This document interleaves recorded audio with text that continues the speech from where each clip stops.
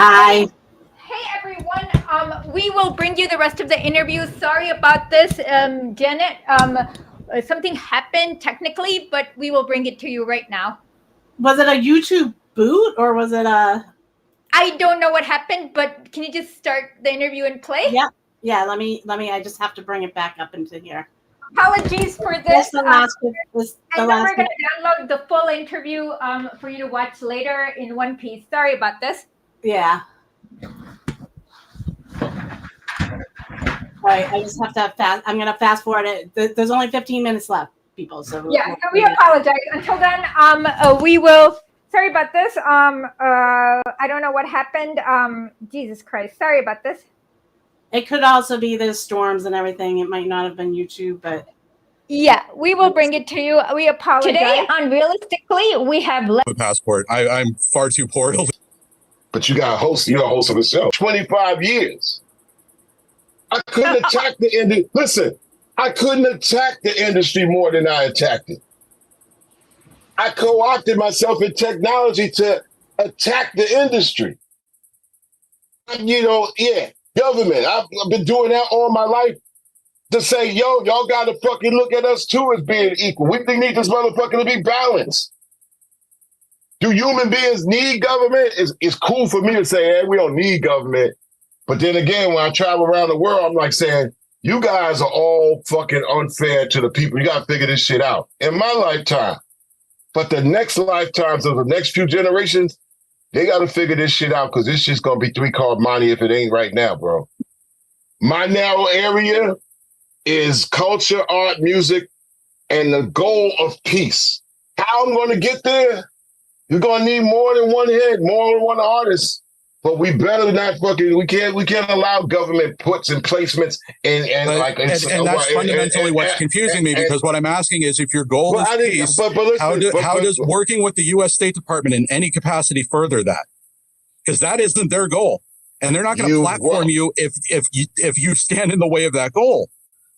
Bro, you predicted the future that you don't know the fucking next move. You don't know they might have 8 moves that you'll never fucking know about. You're going on what happened before. I don't trust recognizing patterns. Bro, recognizing patterns is not fortune telling. Bro. This is a historical pattern. This is not before it's observable. But that's what I'm trying to teach you. I'm trying to teach you, bro. There's a pattern of technology that you don't see yet. That's bigger than any fucking government or department, and that's so fucking lay out the pattern for me. On this conversation, you're telling me that there's a pattern. There's a pattern. You're telling me technology right there that's already underwritten. New nations, new controls, new agendas, and it's in the middle of your fucking mind, bro. How about that? You got that? Okay. No. Stay with Fergus. Now, let me explain to you. There are new patterns that have already mapped out new control areas, new agendas. It ain't got nothing to do with no fucking border nowhere. It ain't got nothing to do with no flag, no nation. They already have mapped out the real estate of your fucking mind. You pick up your phone if you got one, and if you're not, you're good. You're able to break off the grid. Those that pick up their phone, they already have pledged allegiance not only to a new nation, but to a new God. And industry, technology, and government all figuring that shit. So throw the fucking old terms out. Or you can stick to the old term, but understand that fucking new shit in the next 3 to 4 years. And you know what? I can't predict it. But all I know is that they've already mapped it out, bro. You didn't see iPhone coming, did you? You didn't see Google coming, did you? No. They already got it mapped out in front. And why would they tell the masses about shit they can't ever understand? How they convene in their fucking laboratories of secret order. I don't know. Yo, those levels are so fucking high and so fucking influential. The only thing I could do is take my area and say, you know what? It's got to be accountable to the spirit and the upliftment of people and try to be fair in the time that I'm here. So I'm saying, Fergus, I'm not the enemy. The enemy is already out there. And the enemy is out there is you better figure out best how to disseminate it, identify it, and not get duped like you walking down Manhattan and they got a 3-card money game and they see you coming, but you don't see it coming. You gotta be sharp and definitely gotta be wise. Well, on that note, the last question I want to ask was that I heard that in 1995, while you were in Oakland, Tupac came to your show. Can you talk a little bit about that? We put Tupac on their first tour. Tupac was like a nephew to myself and Ice-T. We was OGs. So everybody talks about like Tupac and, appreciate, the love for Tupac. But I think a lot of people look to references a little bit out of the context of their human beingness. Mm-hmm. There was areas like Ice-T would tell you, there's areas where Tupac was revolutionary and telling people to wake up. And there's also areas that Tupac was just being 25 and just bugging the fuck out. We were the OGs that Tupac would have to look in the eye and be like, yeah, but y'all probably grew up with, so y'all look at these people differently. I look at Tupac not only as an equal, but somebody that came up under my wing. So get images, optics out of your head. These people are human beings. You got to identify human beings, and every human being has a fault. We ain't Jesus. I tell people all in a minute, I ain't Jesus. I'm probably, full of a lot of faults, but don't go fucking lining your shit up behind my ass. You better figure yourself out, especially over 18 years old. We don't want to mislead the people. We want to inform the people. I think that we're in a period where optics are so prevalent that people don't listen and they don't pay attention to detail. And when you don't pay attention to detail and you don't listen and you read which words are cryptic, and you could get duped real easy. And at the end of the day, it's like, okay, what does it got to do with you and your practicality of your existence and your life directly in front of your face? What conversations do you have with real people eye to eye? And then, as opposed to coming through a screen. This is great that we're talking through a screen, but also there's side effects in it. If we were sitting at lunch, me, you, and Aisha at a table, Fergus, it'd be a different conversation, wouldn't it? Absolutely. Wouldn't it? Right, exactly. Yeah. Be more civil, especially if we're in a restaurant, because we would deal with our human being eye to eye, and we're really kind of like agreeing to disagreeing here. Where they like, oh, I don't want to get on the thing, and I'm not talking because I'm being evasive, and I want to be anonymous because this is what I am, because I got an ulterior motive. Fuck that! I called y'all. My man, we never said you had an ulterior motive. We were just but you also can't be clear. But listen, Claire. Also, listen. We're just trying to hash this out. There's a limitation to being clear on unclear times and unclear people. There's a limitation on that. We can only say what we got to say and understand that there's going to be a mass of people that ever going to clear something up for me then? I'll do my best. Can you clear up for me, like specifically, or when you've mentioned these bullshit headlines that people are writing, specifically, what are the bullshit headlines in regard to this? Like, what is specifically are people lying about? I didn't say they were lying. It's like, yo, man, call me before you put anything about me. You don't know me like that. I'm saying intention that you didn't have. The intention that I'm working with the same State Department that killed Patrice Lumumba. I'm in the fucking same government that made us slave. What the fuck big? Okay, that's your headline about me. Instead of dealing with me head to head, eye to eye, face to face, then you ain't. I'm not that motherfucker you think I am. I ain't. I'm an ally. Maybe not an ally in a box like you want me to be, but I ain't that to no fucking body, yo. For real. And I'm not here for my individual self. My area was like opening this area right here. Arts, culture, hip hop, rap music, as opposed to what they've been in control of all along that rules our narrative. It's serious. If y'all don't see our narrative out there as Black folk around the world, and like I said, I could just kind of like, I could reduce it to just one word. It's like them niggas there. Them niggas there. That's how we're looked upon. That nigga there, the nerve of that nigga to sit with them devils and talk about music. That ain't what it is. This is what it is. Like, I ain't that motherfucker you think I am like that, for real. Because when we were going to all those agendas, the agendas is like, don't trust nobody white nowhere. And that's not really practical dealing with that construct. Not in 2024. Not in 2026, where it really is. It's already 2026 to the people who have already run the world. They're already 2 years ahead. Okay. So I guess the last question is: you said you had an app that you like to where you like distribute many rappers. Where do people find that app? Yeah, you can go to bringthenoiseapp.com. It's the world's first cultural media app. No, we're not YouTube. We're not X. We're not Facebook. I'm not on Facebook, Instagram, where everybody's at. I'm on X, and that's where I met some of the folk that told me about y'all. Elon Musk. That whole area of technology, they think they run the world. They kind of do, because everybody's sucking up to the TikTok. What's the other one? And then there's YouTube. There's Google. Those are the areas where everybody is at, unfortunately. Our little thing just deals with film, art, music, sport, culture. And we try to tell people, go there, involve yourself, be at your best. We're not invasive. But you can't just be putting no foul drama shit up there, because that's we're not about that. And Rap Station has been around 10 years, 12 stations, and we play the detail of hip hop and rap music, well diverse, well balanced. And you go there and you at least leave like it don't leave a stain on your brain or on your soul. So you could go there. You go to Bring the Noise app. BringTheNoiseApp.com. Yeah, okay. And also you go to RSTVapp.com. You could get both our apps. We've created 2 apps over the years. We ain't created a 3rd app. We're only in culture. It's something. When you say the apps aren't invasive, what does that entail? We don't collect data. Okay. You don't collect data.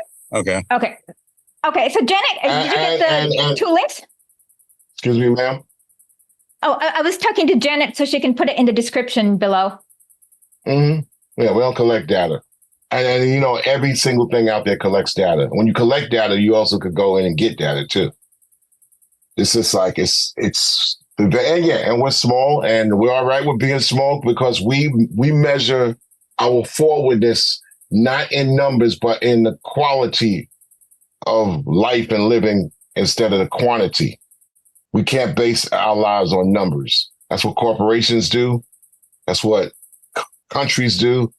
That's what industry even does. When they says it got 3 billion people, trust me, they got 3 fucking billion people. And when people say they're engaging on these gadgets, they think they're romancing them. But I tell people all the time, is it a toy or is it a tool? If it's a toy, it could be weaponized against you. But these are new sciences. These are new religions. These are new countries and new nations that are right here, Aisha. I'm telling you, here on 2024 on your show, by 2026, you'll know what I'm talking about. But you ain't got to call me Jesus. Okay. Well, thank you so much for joining us. We'll send you a link when we put it up on Saturday. Yep. And I just like say, fight the power is knowing what that power is. Yep. Well, and it's going to change it, and it's going to change again. Your enemy doesn't come twice in the same way, so you got to figure out what your game plan is. But my game plan is, like I said, in the arts culture for the forwardness of peace, and there's a lot of fucking minefields and booby traps and bullshit ahead. Yep, so that's what it is. Well, thank you so much for this wonderful interview and for clearing the record. Hope you have a good rest of the day. I hope I run into y'all.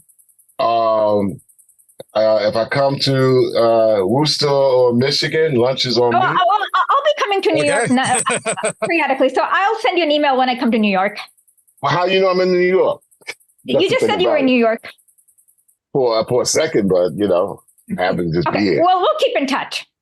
Yes, ma'am. And I really appreciate y'all. And let's think ahead, think deeper, stay powerful. Peace. Have a good day. Have a good day. Thank you.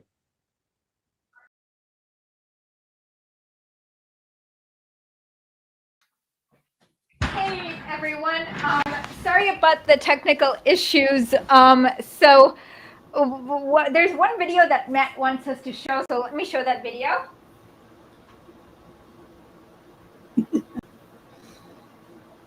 No, that's not the video. Sorry.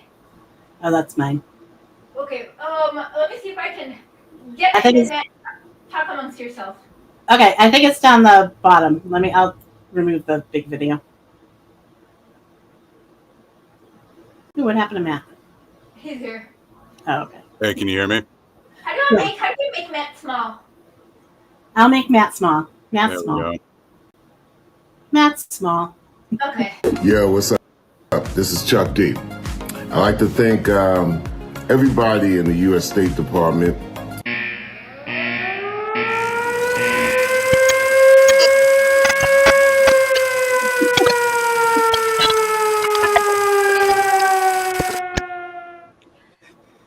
Okay.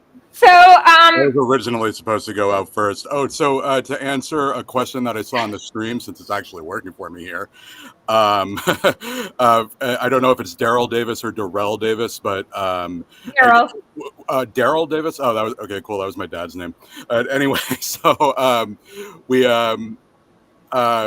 he slid into my DMs because I was dunking on him on Twitter, and he wanted me to keep doing that. And we went back and forth for like, I think it was like over a day. And I just asked him like, hey, do you want to like say this stuff on this podcast I like produce and collaborate with occasionally? And he's like, yeah, I'll do the interview. Interview, yeah. So that's how that happened. Totally like freak fucking coincidence.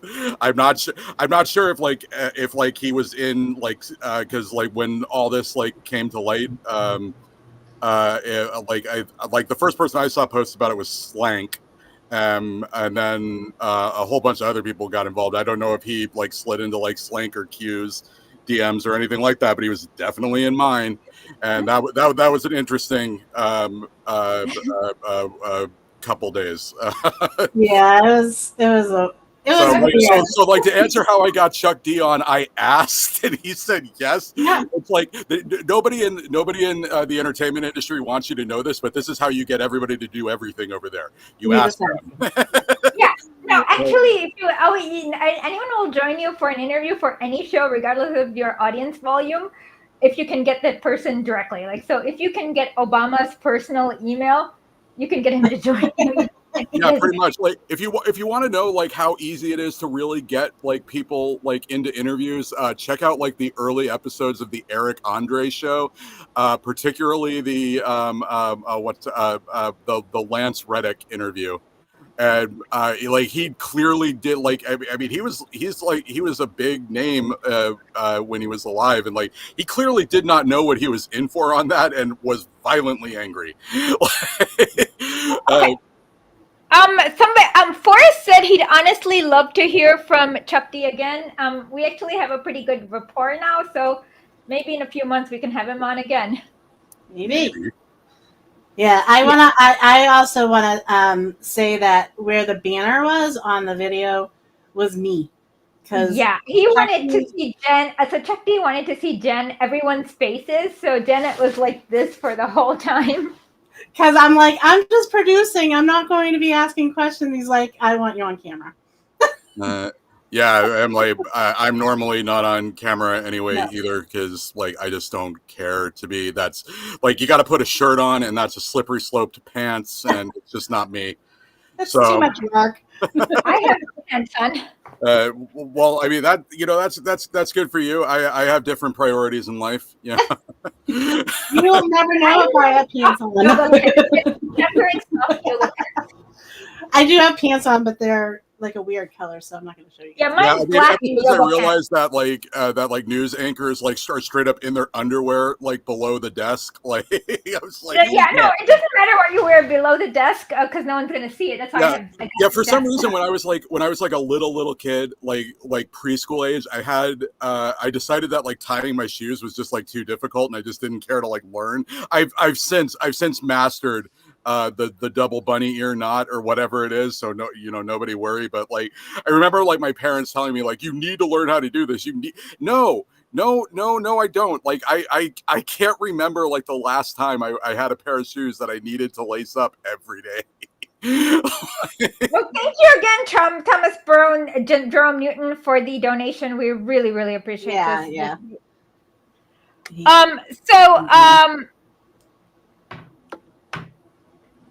So yeah, it was a little bit. We could have gone harder, but we tried, and it was just a little hard because he wouldn't stay on topic. But just for those who are worried, all I wanted was to just get together on YouTube.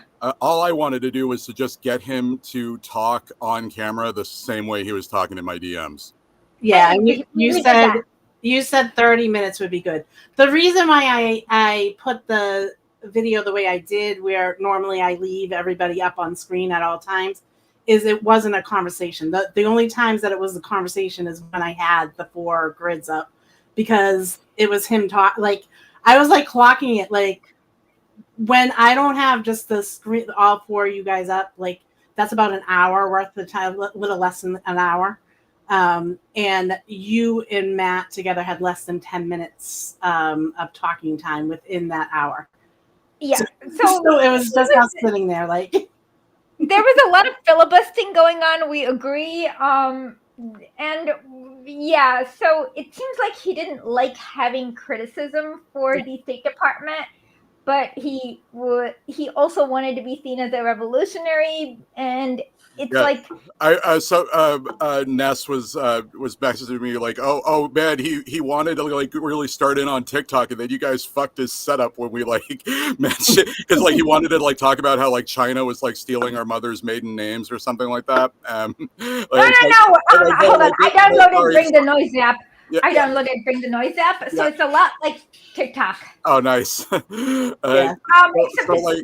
But like, no, I mean, we've got like Mitt Romney like on record saying like the whole TikTok ban was like specifically because they couldn't control the Gaza narrative.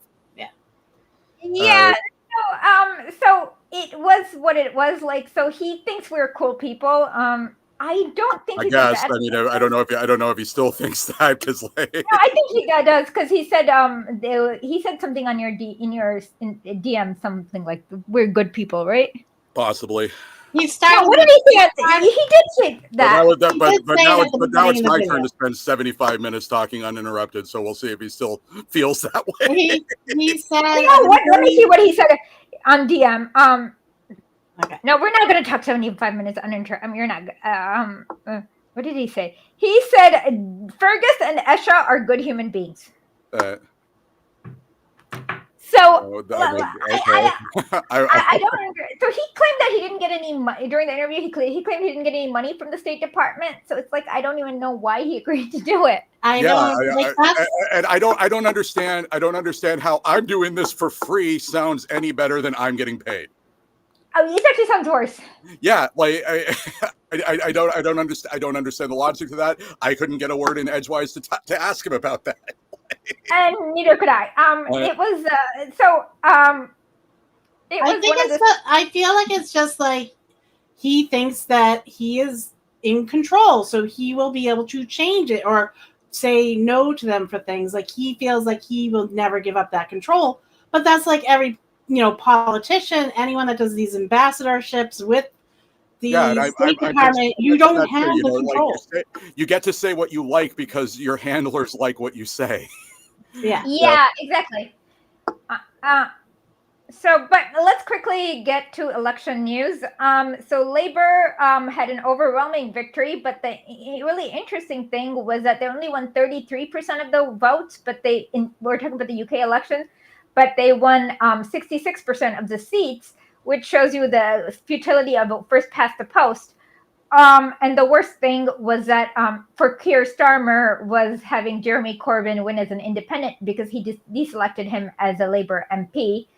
And so that was very embarrassing. And there were about 7 pro-Palestinian independent candidates who ended up winning the UK and ended up beating Labour candidates in their district. So that's going to be a good block to kind of at least hold Labour to account. And unfortunately, George Galloway lost his seat to a Labour Party. So he was there for about 55 days. And Keir Starmer became UK PM. So that is that. As with the Iranian elections, the moderate Dr. Pezeshkian ended up beating Saeed Jalali. So the West calls Saeed Jalali a hardliner, but he's not really a hardliner per se. But has a more like anti-West approach.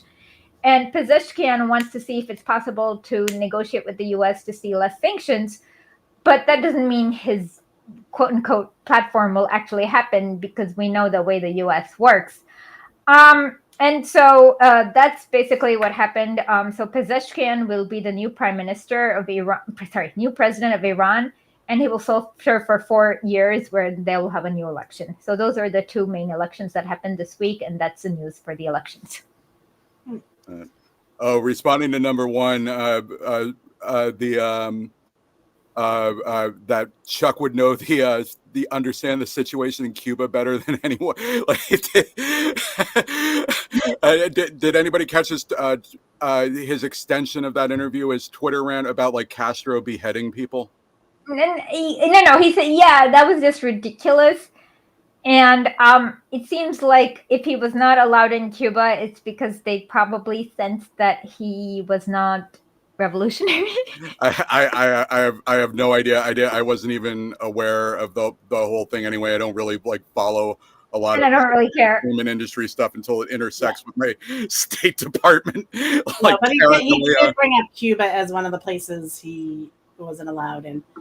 Yeah. Jason Miller said, famously, Iranian leaders trying to work with the U.S. has led to good outcomes for Iran. No, that's not what he means. He means that he wants to be if you're going to say, I'm going to nuke everything, that sounds psychotic. So if you're a politician, you have to say, I'm going to do a good faith effort to do some kind of sanction relief. And that's basically what he's tried to do. But it's unlikely that his efforts, his platform, what he said during the platform is going to actually work. Yeah. But what's really funny is, just to loop this back around, so we can keep this like in the scope of the State Department cultural activity here. Related to the program that Chuck D's with now. Anyway, it's the same thing. Nkrumah and Lumumba, when they first started out, they wanted friendly diplomatic ties with the U.S., not allied economic interests, but not adversarial at all. But they also had the same stance to the Soviet Union, which is interpreted as adversarial by the U.S. State Department. And we know what happened to Nkrumah and Lumumba. And so it's going to be a similar situation now, except the difference is do you want to be friendly with us and have the BRI, or do you just want to get screwed by us with no BRI? Because that's the only way you're going to either keep your government remotely functional, stay in power, stay alive, whatever you want to call it. Yeah, so that's kind of what he means. And he was a cardiac surgeon for a while. But I was watching the Iranian debates, and both candidates brought out charts about inflation rates and all sorts of things. It was so different than the U.S. debates. Well, thanks again, Thomas Jerome. Do you want to put his message on? Just like jazz, music is the carrot. Yep. They used Louis Armstrong was used by Larry Devlin, who was the chief of station in the Congo during the 60s. The way that they used Louis Armstrong to infiltrate Katanga was basically using the clout that Louis Armstrong carried around with him by being Satchmo, that everybody wanted to be in the room with him because it's Louis Armstrong. Yeah. And so this guy who was supposed to be an A&R man, ostensibly some kind of tour manager for Louis Armstrong, was Larry Devlin, one of the CIA spooks that they had set up in Congo. That they're eating dinner with Louis Armstrong, where an hour away they've got Lumumba being tortured in captivity by after being captured by Mobutu's goons. That tooth at the end of the little clip, that's pretty much all that's left of Patrice Lumumba. Yeah. So. Yeah. That's yeah. So that's basically it. And he okay. Should we continue quickly with? We should take as many questions as we can answer. Okay, Final Four said he was very uncomfortable every time you tried to get him to be critically honest about his agency with the State Department. It's like when you break the illusion with your NGO boss that you're not family. Yeah, pretty much. Like every time anybody basically asks him, like, okay, so who offered you this job? Did you ask for this job? What exactly is your job description? Every job that's written down somewhere, so you can look back and check at some point. What exactly is that? And the only thing that ever happened is something like industry, government, technology, industry, government, technology, industry, technology, government. Very almost anarcho rambling, honestly. It was just, like I said, he didn't want criticism, but he wanted to keep his image as public enemy number one, and you can't have it both ways. Yeah, now he's just enemy public. Yeah. Thank you again, Thomas Jerome. Yeah. Miles Copeland and his dad Matt. Look up Miles Copeland and his dad Matt. Oh, yeah, I know about Miles Copeland. He was a pianist, but he was also one of the founding fathers of the CIA. Yeah. I don't know, was he a jazz pianist? I just know he was a pianist. Well, I mean, there's so much heroin that goes through the jazz scene. It's only a wonder that the CIA wouldn't show up in there anyway. Well, I mean, that was where they were first distributing the drugs to, right? Basically the dry run for the much more famous crack program in the 80s was heroin through the Black communities in the 60s. From the Vietnam Thailand triangle. Yeah, and it went through the jazz scene and the early rock. So that's why I got Jimi Hendrix. So though I think he was assassinated, but that's a whole other stream. So let's see. Do we have anything else to talk about? So I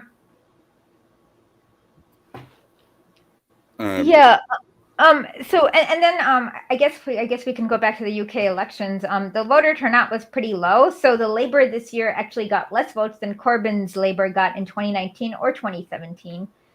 But also what's weird is that literally Mike Pompeo in the State Department said they were going to do a coup if Jeremy Corbyn got elected. So there was a lot of hostility, and he was fighting the media, and he just didn't purge the disloyals from the Labour, which he should have done on day one. If he had purged Keir Starmer and all the disloyal MPs on day one, like Keir Starmer is doing with what he did left, things would have been different. We have to they need to be learning from what happened. If they're not seeing the signs, I don't even know why they're in politics if they're not seeing the signs and if they're not fighting against it. If you truly are in there and you're a progressive and you're seeing the fascism rise, even in the sock Dems and shit like that, you need to be purging that crap. If Jeremy Corbyn had purged every Blairist, the BBC would have had a field day, but who the F the BBC? Who cares what they say? He was a little too timid with that, and that's kind of what was his downfall. Yeah, basically, but I mean, this is why I don't expect anything of bourgeois parties ever. Mm-hmm. But I would totally support it if Jeremy Corbyn were to start his own party. Today he was so sweet. Some grandpa from Congo apparently phone banked and called every Congolese person in his district. And today he sweetly thanked her on Twitter and said, "Sorry for the late acknowledgement, but I would like to thank your uncle." And it was so cute. What about France? What do you want to know about France? Okay. The French elections. So basically, in the parliamentary, Macron called a snap election, and Marie Le Pen's party came in first, and the left party led by Mélenchon came in second. And Mélenchon had promised that if Macron's party came in second, that they would drop out so as to not give the far right any ammunition. But Macron's party didn't do that, even though Mélenchon's party came in second in the first round.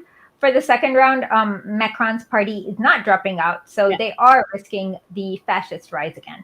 Yeah, they're the ones putting it at risk. It's not the the left party. It is definitely the centrist. They're like, they should drop. If they don't want the fascism, they should drop, and they're not going to do it. Okay. Somebody asked, well, Corbyn is an independent now. He left Labour, right? No. What happened was that Keir Starmer deselected Corbyn for the election to run from Islington North. And so because he was deselected from Labour, he ran as an independent, and that's how he won. Hold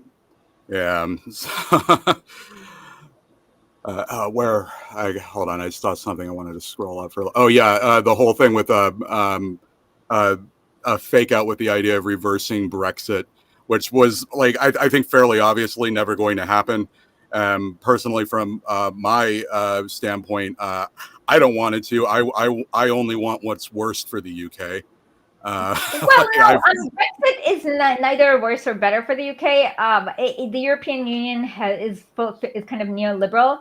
So yeah, the centrist force. That's even better. If it hurts the EU, that's even better than hurting the UK. I can't. That there's nothing, there's absolutely nothing about Brexit that I can find that like really bothers me. Absolutely no skin off my back. So he agreed to a second referendum on Brexit because he was trying to appease the centrists, which he shouldn't have. He should have said, we need to stick with the referendum on Brexit and deal with it and negotiate a correct Brexit. And that was another mistake. That's a really interesting question that like I didn't even think of, and I'm annoyed by it. But did they try to give Chuck D a diplomatic passport? Is that why he kept talking about the passports? I have no idea. I wasn't getting the whole, how many passports do you have? Like, most people don't have more than one passport. You have one. Normally, especially if you're from the United States, unless you're if I can like find the documentation that like proves my mom was like put in the foreign births register in the 50s, I could get an Irish passport maybe. No, you did. Did you have a grandparent? Do you have a grandparent that was from there? My great grandfather and great grandmother were both, and that counts, but you have to have but either their your mother or their grandchildren have to be registered as foreign births, and if they weren't registered as foreign births, then you can't do that. And I don't remember like how gung-ho my great grandparents, well, I never met them, or my grandparents were to like do the whole go back to Ireland thing at some point. So I don't know if anybody got registered. Anyway,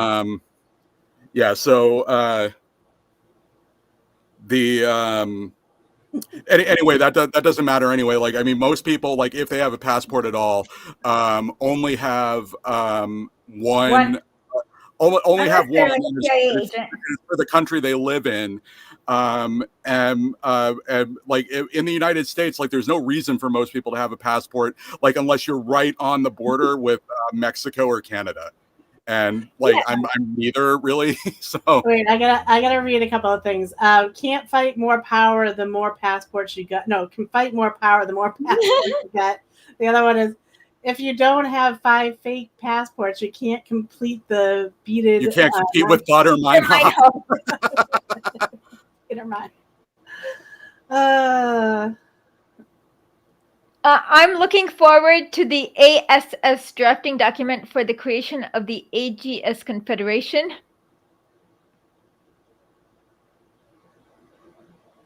Okay. Yeah. Do you have anything to say on that? I don't know what that refers to. So Brexit hurt Northern Ireland if it's not a free port. That's correct. Oh, by the way, in Northern Ireland, Sinn Féin got a plurality of votes. So, and the funny thing about the Sinn Féin MPs, about 8 of them, is that they don't sit in the parliament. Actually, your audio, move your mic closer to you. Okay, I said the interesting thing about Sinn Féin is that if they are not, Hello? go Sinn Féin. The interesting thing about Sinn Féin is that they don't sit in they never will swear allegiance to the Queen, so there's like those 8 seats are just always empty in the Parliament. Yeah. Yeah, that makes sense. But by the way, long ago our podcast was endorsed by one of a Sinn Féin MP. I'll find it. Nice. Which one? I can't remember. I know they Claire Daly got voted out too, like last month or something. Yeah, is there any word on who she's getting replaced with? I'm not sure. Do you know? Yeah, it's like some neoliberal show. Oh yeah, well, I mean that was probably like the only option anyway. Like, I mean, I was never like really like a big Claire Daly, Mick Wallace fetishist, but yeah, they spoke the truth. Yeah, I mentioned the Sahel states. Yeah, Burkina Faso, Chad, and one more. Yeah, as long as you weren't talking like specifically about the role of Irish citizens in the imperial periphery, they spoke a lot of truth. Once you got them like to the wall on basically unequal exchange as a concept, they would get real dodgy real quick. As long as it was always abstract or just broadly related to the horrendous evils of the EU en masse, then they were real good. But once it was like real specific to Ireland, oh man, they had nothing. You can check out. They did a joint appearance on The East as a podcast that I recommend everybody check out if you're real sad that Claire Daly's going anywhere. Well, I think it was good to have them in the EU. Wallace is still around, right? Nope. He got out. Oh, damn. Yeah. Thank you again, Final Forest. Any updates on Bolivia?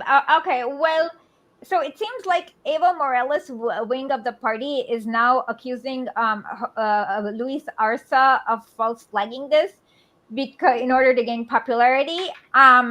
It's very interesting. So they both Evo Morales tweeted out that they were sorry for alarming the world about this. I call for the president has lied, and I call for a full investigation. So what's going on is that there's some BS with the constitutional. So they haven't elected constitutional court, but they haven't done the new elections yet for the constitutional court. The old constitutional court claimed that Evo Morales is ineligible to run again, but then, so we have to see what the new constitutional court will rule, if he's eligible or not. And the Evo Morales wing of the party is upset that basically Luis Arce wanted to take some World Bank loans, and he's been conciliatory towards the opposition. So those kind of things have been very disconcerting to the Evo Morales wing of MAS. So that's what's going on. And once, I guess, Evo Morales is deemed eligible again, which probably will happen, there's going to be a primary, and it's not looking good for Luis Arce. So he might have created the false flag in order to boost his popularity, but a lot of it doesn't make sense. Like, is General Zuniga willing to go to jail for like 10 years? Why? So there's a lot of questions, and there's nothing we can actually figure out for sure until the investigation happens. Yeah. Thomas did another one, but I'm not sure. I was trying to look up. Yeah, that's my tea on Bolivia, since I know the. Salvatierra. She was a member of the Senate before the coup. Yeah. So. And the weird thing was Zuniga's thing was didn't say he didn't like Arce, but rather he says he's not going to let Evo Morales run again, and he wanted to free the political prisoners, which is Camacho and Janine Áñez, who are not political prisoners because they did an illegal coup, so they're exactly where they belong. Yeah. Yeah.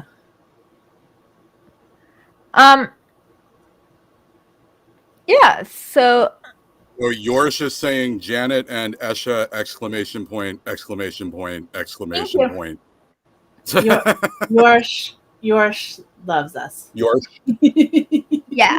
I don't need to put that up. Always comes in with the big Yeah. Russia. And Hugo Salvatore, who was Evo's partner at the beginning of something. Yeah, and that's the thing is, he was the Minister of Agriculture. Yeah. So there's a lot of one thing is that General Zuniga didn't have so before the successful coup against Evo Morales, there was like the whole Unión Juvenil Crucenista and all the fascist paramilitaries that were setting fire to mass offices and lynching indigenous MPs and people who were in government, like all these indigenous people. And right now there wasn't that violence. And is it because I hope, inshallah, it's because they've been all broken down. Yeah.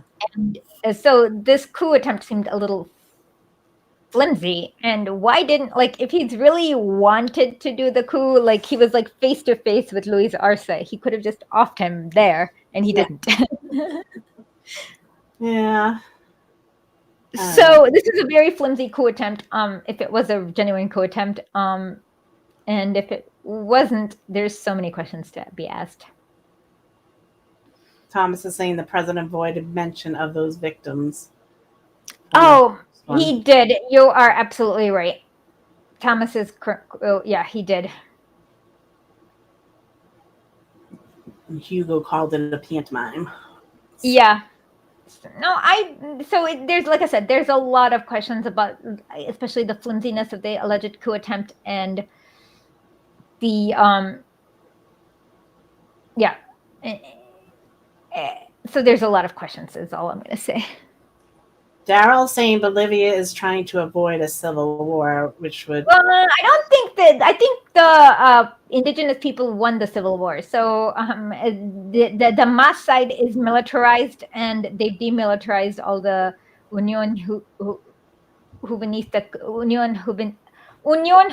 Crucenista type of paramilitary. So there's no risk of civil war right now. But in 2019 to 2020, there was a real possibility. And then Thomas said, he's talking about Bolivia, that BreadTube ignores me on this. And I just want to say, that's because they're stupid and they don't know about Bolivia. BreadTube ignores a lot of stuff. Yeah, that's because a lot of them are very stupid. I think pretty much all of them have me blocked by now. I don't even know who's in BreadTube, but some of them have me blocked. Yeah. Yeah. I don't know. If they don't have me blocked, then I've been going through blocking them ever since that clip showed up of Sloth Limbaugh doing the whole there was a disproportionate control of Weimar banking by the Jewish population. Oh yeah, that was Bosch. Yeah, no, I showed Sloth that. Limbaugh. Don't say his name. He's Don't say his Limbaugh. name. Yeah, he was arguing with Luna's Limbaugh. Sloth Limbaugh. Sloth Limbaugh. I like him. I like that name. Yeah, he was arguing with Luna's husband. I forgot. Yeah, it's funny because most people know exactly who you're talking about, even if they've never heard me say that before. Yeah. Well, I contribute to some of them. Maybe you shouldn't if they're not very up on international affairs. Yeah, I would wean out your contribution, especially if they're kind of Yeah, if they're not spreading the right message. You really there's so many shows that spread better messaging and they don't have the for example, this one, but there are plenty other ones that you should support that actually do better messaging on things. So. Yeah. So it's kind of not that hard to figure out foreign affairs. All you have to do is go. You can't just read today's headline. If you read 3 months of headlines, you can see the narrative popping up, and that's all you need to do is just read a few months worth of articles. Yeah. And just jump on today's article, and that's not that much work. But unfortunately, a lot of them are kind of lazy and won't do that. Yeah. Yeah. It's like when Ukraine first happened. If you were talking about Ukraine a year before that, you and I were talking about it, when it first happened, I might have been like, oh, I didn't know, everything else going on. You know what I mean? Like the Maidan and stuff like that. But you and I had talked about it like a year before that. So like right when it happened, I knew exactly what was happening. You know what I mean? Like I wasn't led by other things because you have to like. Yeah, if you were aware that there was like a solid, like unbroken 8 years of civil war. I was in Ukraine before the Spec Ops started, then like I mean, you were up to speed on that. Yeah. Especially if like during that whole time you were like listening to again BreadTube talk about no, they're not Nazis, they're Hindus. Yeah, like that was the BreadTube line on the Ukro Nazis before. No, that was the State Department line on Belarusian Nazis. Well, State Department, bread. Yeah, no, but It's I mean, like I said, it was obvious. It's funny. There was this one Reddit forum like around 2015 where this anarchist like takes him a while, but he figures until he figures out that the West is supporting Nazis, and it's like, oh my god. Did the Hitler tattoos not tell you? It just hit real late. Yeah, it was very funny. But yeah, like I said, with foreign affairs, it's not that hard. It just takes a little bit of work, and if they're not willing to, you shouldn't be following them. There's no point. Yeah, because that was my thing. Like, I think you remember back in like 2019, and I said, all right, now I want because I was like still like, doing labor history and all that, like, trying to get into that stuff. And then I finally, 2019, I was like, Esha, I need to learn world stuff because I am not getting this right. And it was Esha that helped me learn world stuff and how to do it. So take her advice. Modi gave Chuck D another passport. Yeah, once he confirmed that for Desi, like he was in. So that the guy, what's his name, Mayor, Matt, what's his name? What? The one that was head of Def Jam. He's like Leor Cohen. Leor Cohen. He's a Zionist, right? Yeah, he's also works with the Israeli government, and he also is like very immoral in thousands of different ways. Mm-hmm. Yeah, he's a hardcore scumbag. Also, so is Rick Rubin. But yeah. The 300. I knew Rick more than I knew Mayor, but Leor Cohen is gross. Extremely gross. But that's a whole other stream that we could do. Like, I don't want to be here for like 6 hours talking about. Okay, so it's 11 o'clock right now. Outside it's like bright and sunny. It doesn't do the show. I'm gonna have to go to bed soon. Yeah. So just like for another few weeks, it's gonna be like this. Like there's no night here. It's like you got white night going on, right? No. So it goes from like dawn, day, dusk, dawn. Nice. I would not be bothered by the constant sunlight, but like that whole like let's have 6 months of total darkness thing. The darkness is easier to deal with because at 4 o'clock you can be like, oh, for me it wouldn't be like I would basically like go into like torpor like a freaking Kodiak. No. For me, it's the opposite because I can be like, "Oh, it's 4 o'clock. I'm sleepy, and let me." Sleep but the thing is, like that. That's what it's like here in the winter too. Is like it is pitch black nighttime at 4:30, and I'm in central Massachusetts. And I hate that. I hate it. It's miserable for like 3 months until you've got like 4 hours of sunlight during the day. Yeah. And this is supposed to only be happening in Alaska and Russia. Like I said, I can deal with the 4 hours of sunlight because, like I said, you can be like sleepy. It's dark. I know it's 8 o'clock, but let me sleep some more. But this is like I don't want to sleep. I would never be awake. Like I get like really depressed when there's no sunlight. Like I would seriously, my brain would like snap and it would convince me that I'm Ethan Hawke in 30 Days of Night. Like that's how I would be walking around going through my whole day. If you're one of the 4 people in the world who have seen that movie, you're laughing your ass off right now. Okay, normal couple is not 6 months. It's basically from like December to early February. Like around February, you're already getting 12. Like from like yeah, that's the only reason, by the way, that Moscow's average temperature is lower than Boston's in the winter, is because the sun doesn't come up in that stretch of time. Yeah, at all. But like I said, if you got the same amount of sunlight, Boston and Moscow would have the same weather. Okay, hold on. So right now I'm not sleepy because the dusk is telling me it's not time to sleep yet. But I looked at the time and it's like, oh, it's 11 o'clock. If I don't sleep soon, I'm not gonna wake up. So so that's what it's going on. So with that, join us again next week. We'll hopefully have a cool enough guest. And we're sorry about the weird transmission error. We will have the entire stream up for you. I think like within 2 hours, I should be like, it takes probably like an hour. Hit me up on Twitter at uncle_authority if you have any other questions that we didn't get to answer, and I'll do my best. And try not to tag Chuck D, please. It's annoying. Yeah. Well, we don't want no. Tag Chuck D. I think he'll be up to talking to you. So I mean, that's up for you. Yeah. Don't tag us with Chuck D. Try not to. Yeah. Okay, that's don't say we thank you. But like whatever. Anyway, just uncle_authority on Twitter. Don't just straight up at me, because I probably won't see your thing. Get in my DMs. I can respond to you there. I'm the producer of the show, and I can attest to the fact that Matt will not like answer my DM for forever. So. You're probably.